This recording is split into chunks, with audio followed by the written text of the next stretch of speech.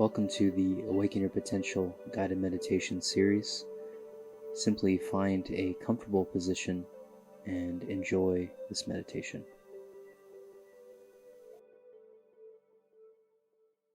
This wording, eternal life, I feel like just this wording can be an activation of sorts, right? It can be a meditation, it can be healing, even just like an affirmation, right? Or a prayer or something using word.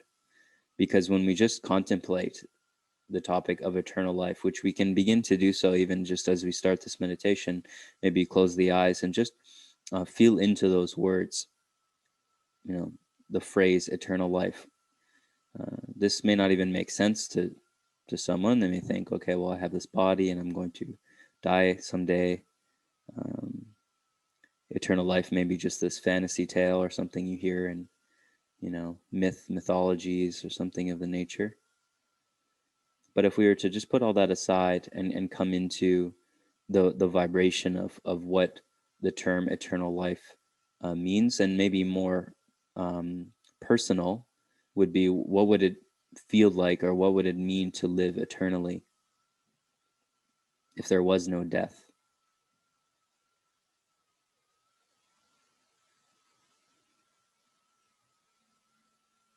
And so even as we begin to tune into that frequency of eternal life or eternity, there could be a certain vastness or an openness or an expansiveness that emerges here.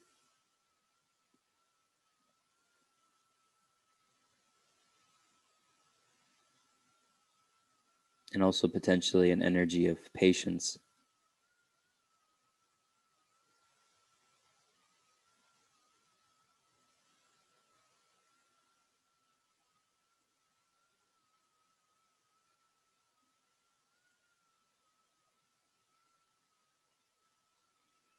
And because so much of our day-to-day life experience manifests within time, or the appearance of time, often much of our suffering or our challenges, in the form of many things: deadlines, relationships, agreements, responsibilities, contracts, etc., they may be unraveled within this perception of finite life or finite amounts of time. And with that comes a certain contraction. We may feel that in the body, a certain contraction, a pressure.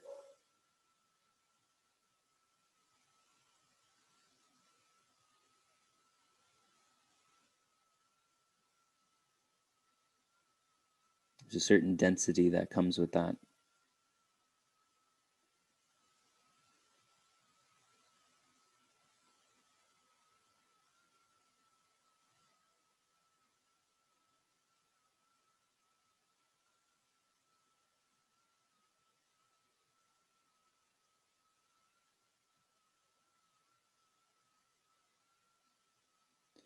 And so, of course, as we've tuned to this underlying vibration of the truth, which is that of eternal life, or just simply the energy of eternity, we can sink into this vastness within our connection to time, within our connection to these topics of pressure or suffering or challenge.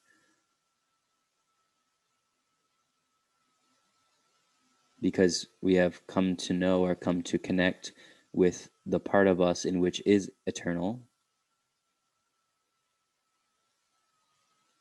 and not a part of us that is separate from any other part of ourselves, but more accurately an uncovering of the most fundamental layer in which makes up all cells, all thoughts, all movements, all actions, all parts of our body, physical or otherwise. We could say that this eternal spark or this eternal energy is the source by which all things in our experience manifest.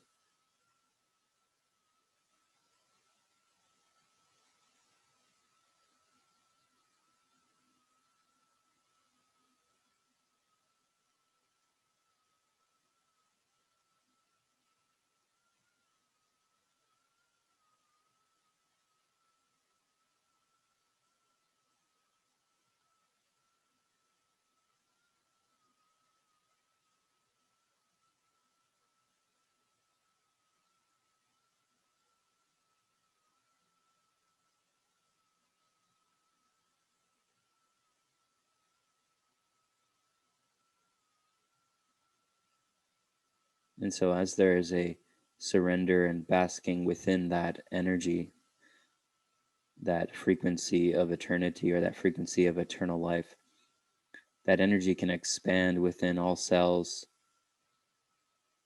of the body, every crevice of the body and our perception.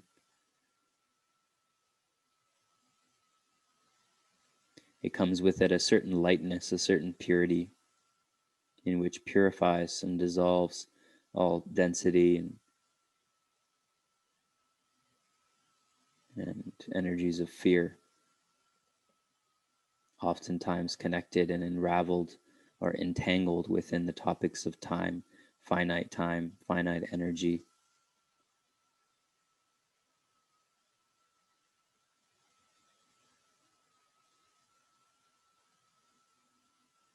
A feeling of needing to rush or make something happen.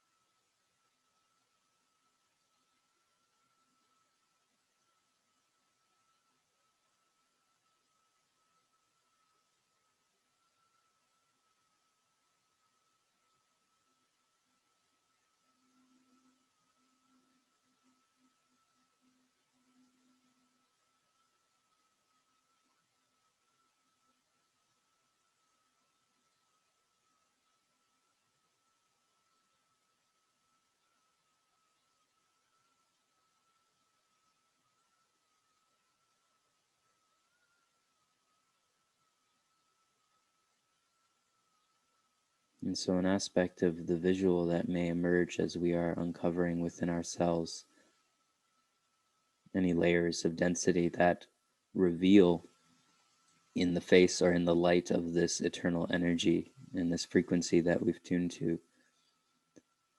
It's as if we're going to the core of anything that appears as dense or having some sort of solidity or energetic charge to it, and we're expanding it in every direction and thus dissolving it. It's as if it's expanding back into the infinite, into the ether.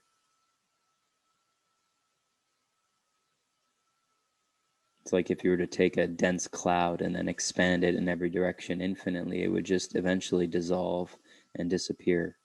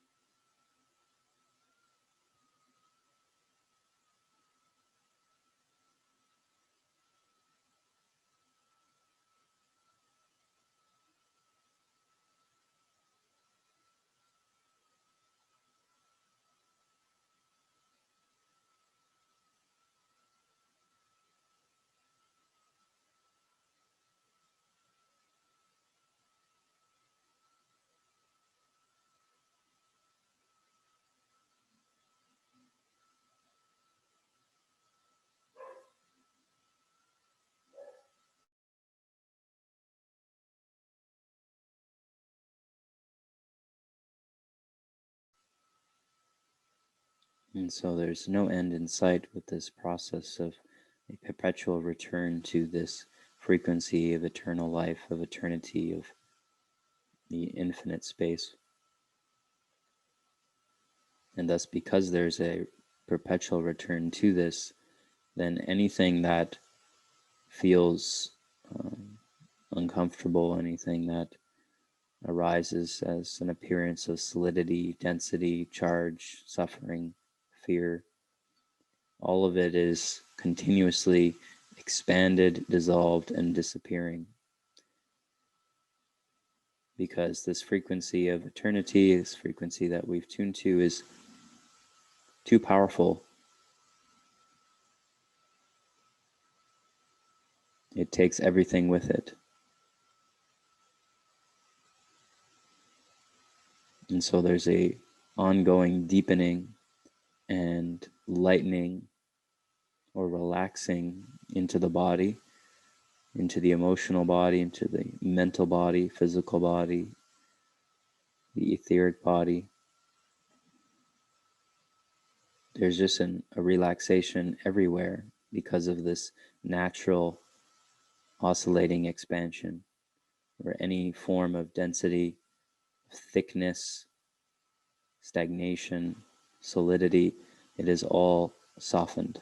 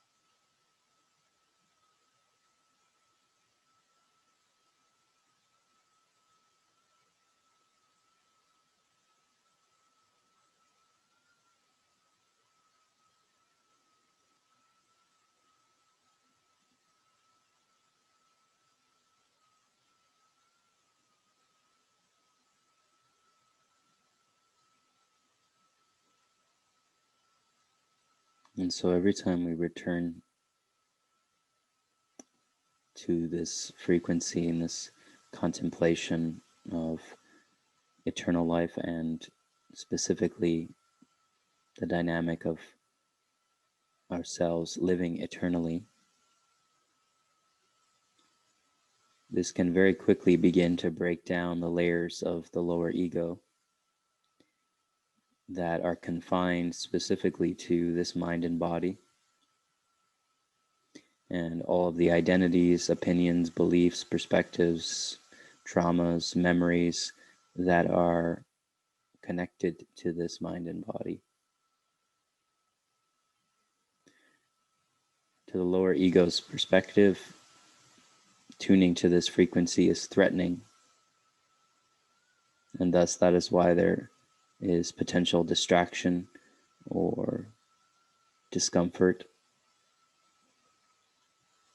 or arisings of traumas and various energies to be healed, and particularly in this case dissolved and disappeared.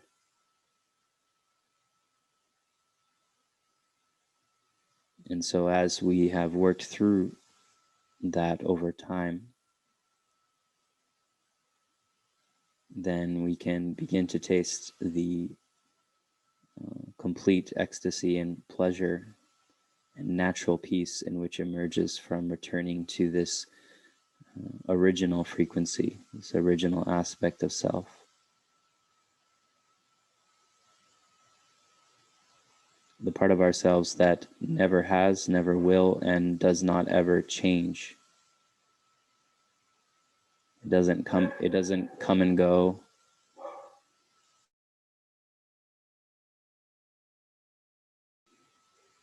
Nor does it fluctuate. It seems that my dog Neo agrees.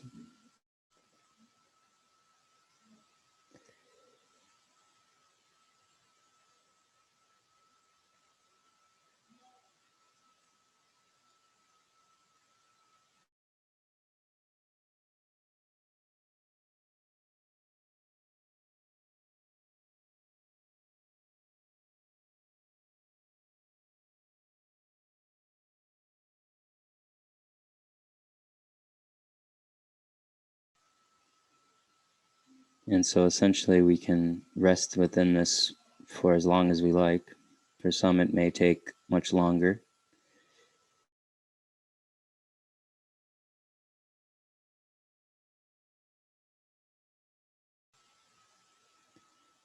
And for some of us, we may feel complete.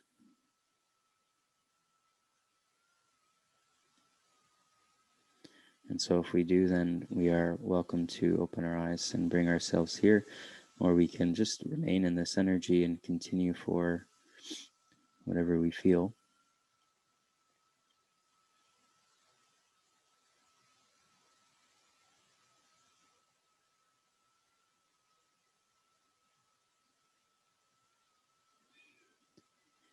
If we have anything to share, any questions, feel free to do so in the comments.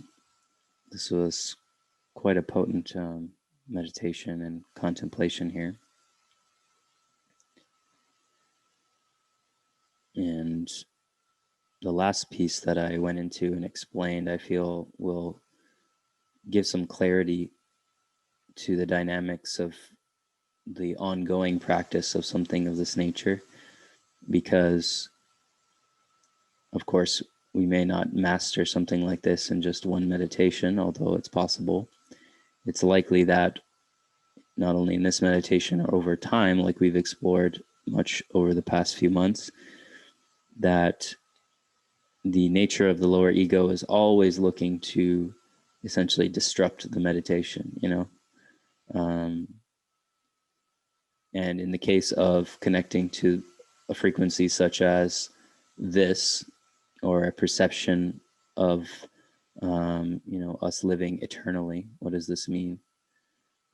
Well, then we would have to go beyond the identification of mind and body for that to be seen or experienced, right? And so depending on our threshold or willingness for that aspect of self, the lower ego, to be dissolved, to be uprooted specifically, that will determine the level in which we experience this frequency, which is extremely peaceful.